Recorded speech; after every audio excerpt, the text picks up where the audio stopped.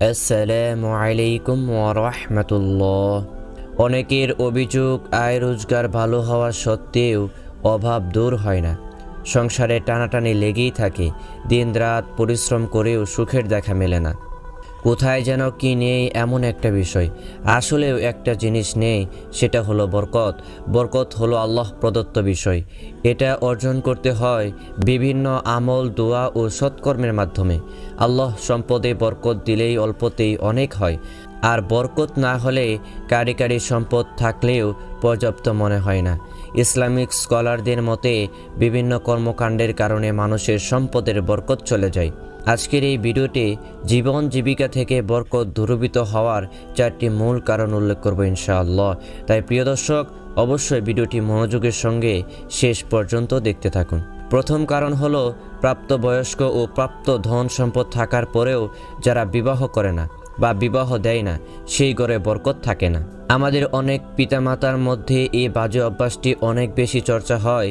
তারা সন্তানকে এক প্রকার জেনা করার লাইসেন্স দিয়ে দেয়, কিন্তু বিয়েকে কঠিন করে রাখে। অথচ সেই পিতামাতা নামাজ, রোজা, হজ, যাকাত ইত্যাদি সবই পালন করে, এসবের কিছুই বাদ দেয় না, কিন্তু বুঝে না বুঝে সন্তানকে জিনার দিকে ধাবিত করছেন প্রকাশ্যভাবে। তাই বিশেষ করে ঘরে বিবাহযোগ্য ছেলে মেয়ে থাকলে তাদের বিবাহের ব্যবস্থা করতে হবে। সমর্থবান যুবক এবং তার পিতামাতার প্রতি এটি বেশি বার্তায়, কারণ রাসূল সাল্লাল্লাহু আলাইহি ওয়াসাল্লাম যুবকদের উদ্দেশ্যে বলেন, হযরত ইবনে মাসউদ রাদিয়াল্লাহু তাআলা আনহু থেকে বর্ণিত, তিনি বলেন, আমরা নবী করিম সাল্লাল্লাহু আলাইহি ওয়াসাল্লামের সাথে কিছু যুবক ছিলাম যাদের কিছুই ছিল না। তখন রাসূল সাল্লাল্লাহু আলাইহি ওয়াসাল্লাম আমাদের উদ্দেশ্য করে বললেন, এই যুব সমাজ, তোমাদের মধ্যে যারা সামর্থ্য রাখো তাদের উচিত বিয়ে করে ফেলা, কেননা বিয়ে দৃষ্টি অবনতকারী ও লজ্জাস্থানকে হেফাজত করে। আর যার সামর্থ্য নেই তার উচিত হবে রোজা রাখা, কেননা রোজা যৌন উত্তেজনা প্রশমনকারী। সহিহ বুখারীর হাদিস নাম্বার 5066। এক্ষেত্রে পিতামাতা যদি রাজি না হয়, তাহলে আপনি আপনার অন্য কারো সাহায্য নিয়ে তাদের বোঝানোর ব্যবস্থা করতে পারেন। সেটাও না হলে আপনার সামর্থ্য থাকলে যে কোনোভাবে অভিভাবককে রাজি করিয়ে বিয়ে করে নিন, কারণ আপনার বিবাহের বিলম্বের কারণে যদি আপনার দ্বারা কোনো পাপ সংঘটিত হয়ে যায়, যেমন আপনি যদি জেনা ব্যভিচারে লিপ্ত হয়ে যান, তাহলে সেটার জন্য আপনার পিতামাতাও শাস্তি ভোগ করবে। তাই বড় কোনো গুনাহ থেকে বেঁচে থাকার জন্য আপনার সামর্থ্য থাকলে অবশ্যই বিয়ে করে নিন। আর যদি পিতামাতা বিয়ে না করানোর পেছনে যৌক্তিক কারণ থাকে, তাহলে সিয়াম পালনের মাধ্যমে নিজের যৌবনকে সংযত রাখবেন। রাসূল সাল্লাল্লাহু আলাইহি ওয়াসাল্লাম বলেছেন, তোমাদের মাঝে যার কোনো পুত্র বা কন্যা সন্তান জন্ম হয়, সে যেন তার সুন্দর নাম রাখে এবং তাকে যেন উত্তম আদব কায়দা শিক্ষা দেয়। যখন সে বালেগ অর্থাৎ সাবালক বা সাবালিকা হয়, তখন যেন তার বিবাহ দেয়।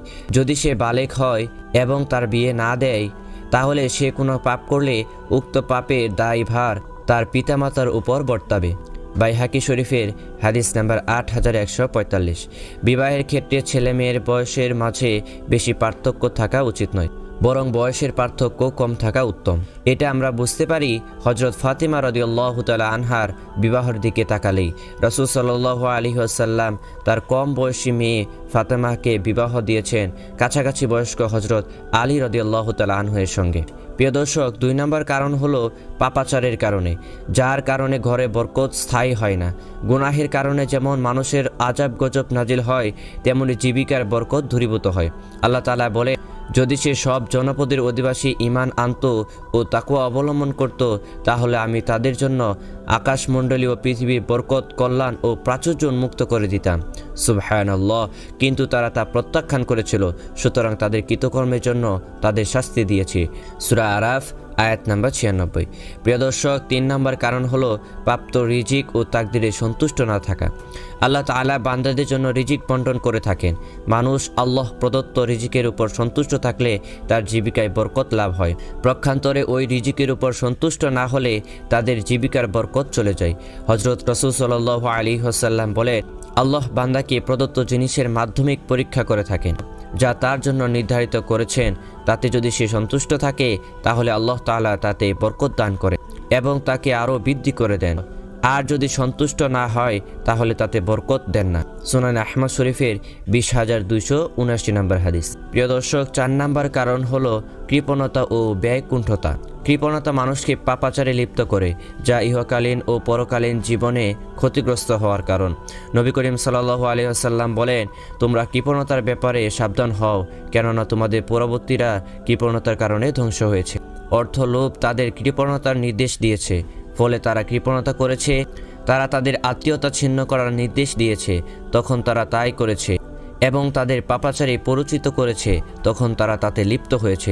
সুনানে আবু দাউদ হাদিস নাম্বার 1698। আর নিয়ামতের শুকরিয়া আদায় না করার অভ্যাসের কারণে ঘর থেকে বরকত চলে যায়। আল্লাহ তাআলা অশেষ নিয়ামত দ্বারা আপনাদেরকে বেষ্টন করে রেখেছেন। রিজিক তার মধ্যে অন্যতম নিয়ামত। এসব নিয়ামতের শুকরিয়া আদায় না করলে ঘরে বরকত থাকে না ও কল্যাণ লাভ হবে না। আল্লাহ তাআলা বলেন, যদি তোমরা কৃতজ্ঞতা স্বীকার করো তাহলে আমি অবশ্যই তোমাদের বেশি বেশি দিয়ে দেব, আর যদি অকৃতজ্ঞ হও মনে রাখো আমার শাস্তি অত্যন্ত কঠোর। সূরা ইব্রাহিম। আল্লাহ তাআলা আমাদেরকে এই কয়েকটি কারণ থেকে দূরে থাকার জন্য তৌফিক দান করুন। সকলে বলেন আমিন।